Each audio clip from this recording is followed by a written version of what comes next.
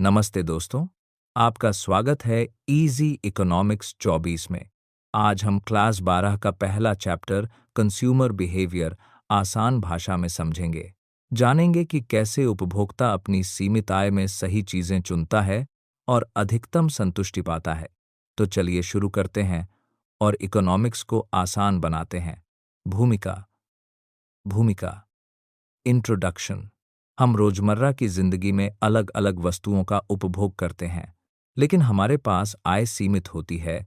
इसलिए हमें यह तय करना पड़ता है कि कौन सी वस्तु कितनी मात्रा में खरीदी जाए। इसी आर्थिक निर्णय का अध्ययन कंज्यूमर बिहेवियर कहलाता है। कंज्यूमर बिहेवियर का अर्थ है उपभोक्ता अपनी सीमित आय को विभिन्न वस्तुओं पर इस प्रकार खर्च करता है कि उसे अधिकतम संतुष्टि मैक्सिमम सैटिस्फैक्शन प्राप्त हो।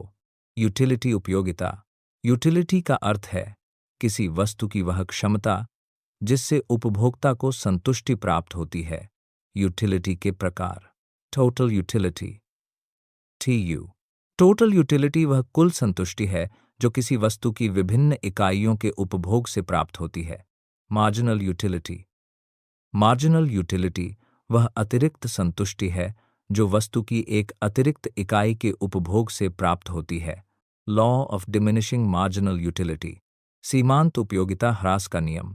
इस नियम के अनुसार जैसे जैसे उपभोक्ता किसी वस्तु की अधिक इकाइयों का उपभोग करता है, वैसे वैसे उस वस्तु से प्राप्त मार्जिनल यूटिलिटी घटती जाती है, जबकि अन्य सभी बातें समान रहती हैं।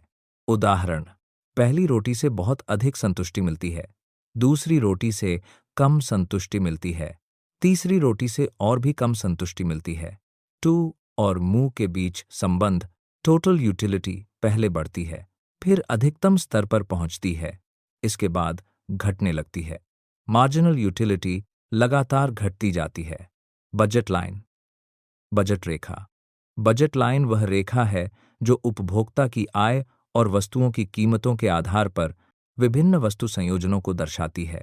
बजट लाइन की समीकरण Pxx प्लस Pym, जहां Px वस्तु x की कीमत, Py वस्तु y की कीमत, M उपभोक्ता की आय। Consumer equilibrium. उपभोक्ता का संतुलन।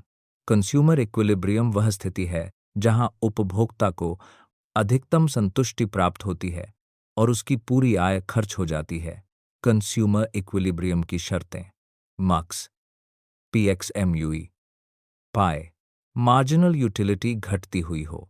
डायग्राम की व्याख्या संक्षेप में। कंज्यूमर इक्विलिब्रियम उस बिंदु पर प्राप्त होता है जहां इंडिफरेंस कर्व बजट लाइन को स्पर्श करती है। इस बिंदु पर दोनों की ढाल स्लोप समान होती है। बोर्ड एग्जामिनेशन में महत्व।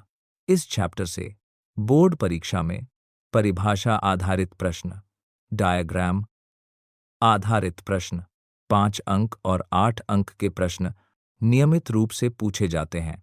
Quick revision.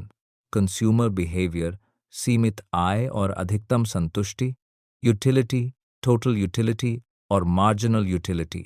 Law marginal utility घटती जाती है। बजट लाइन आय और कीमत पर आधारित। कंज्यूमर इक्विलिब्रियम, अधिकतम संतुष्टि की स्थिति। तो दोस्तों, आज हमने क्लास 12 का चैप्टर 1 कंज्यूमर बिहेवियर आसान भाषा में पूरा समझ लिया। Utility, law of diminishing mu, budget line और कंज्यूमर इक्विलिब्रियम अब बिल्कुल क्लियर हैं। अगर आपको ये वीडियो पसंद आया हो तो इसे लाइक और शेयर ज़रूर करें। और हाँ, इजी इकोनॉमिक्स 24 को सब्सक्राइब करना न भूलें ताकि आप क्लास 12 इकोनॉमिक्स के सभी चैप्टर्स आसानी से सीख सकें। अगली बार हम चैप्टर 2 डिमांड और इलास्टिसिटी को भी आसान और मज़ेदार तरीके से समझेंगे। इकोनॉमिक्स को आसान बनाते रहें, पढ़ाई जारी रखें और स्मार्ट बनें।